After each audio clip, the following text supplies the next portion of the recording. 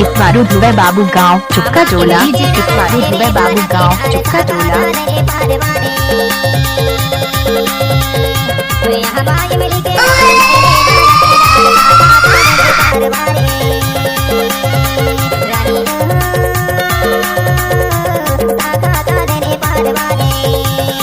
अच्छा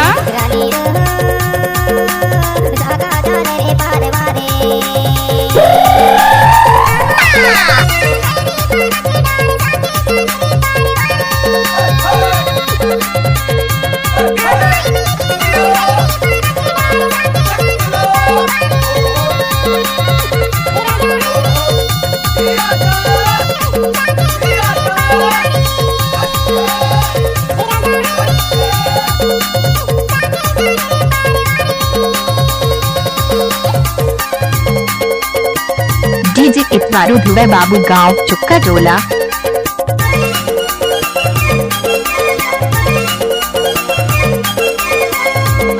डीजे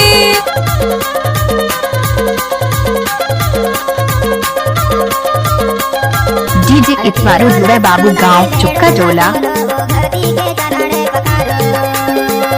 क्या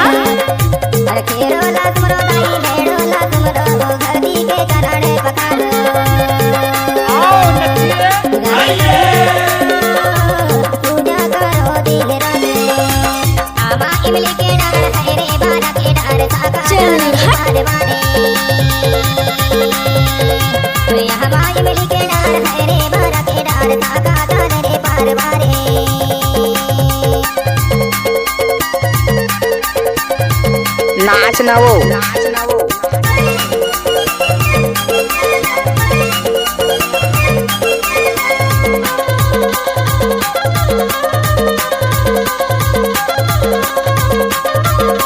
ओए ओए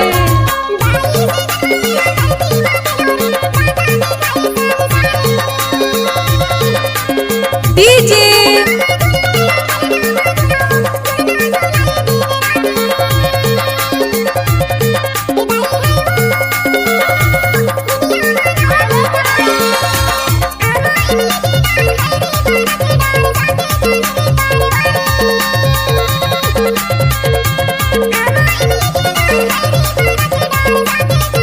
डीजे इतवारू ध्रुव बाबू गांव चुक्का टोला।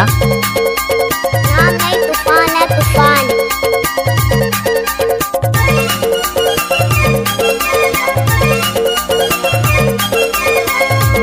अरे जा जा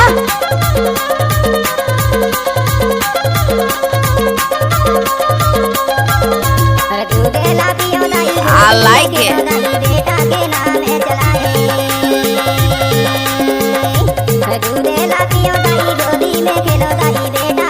अच्छा कहाँ घर है?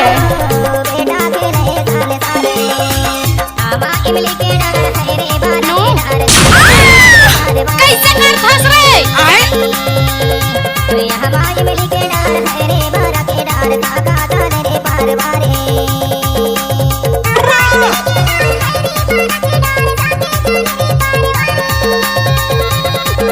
डीजे इतवारू ध्रुव बाबू गांव चुक्का टोला।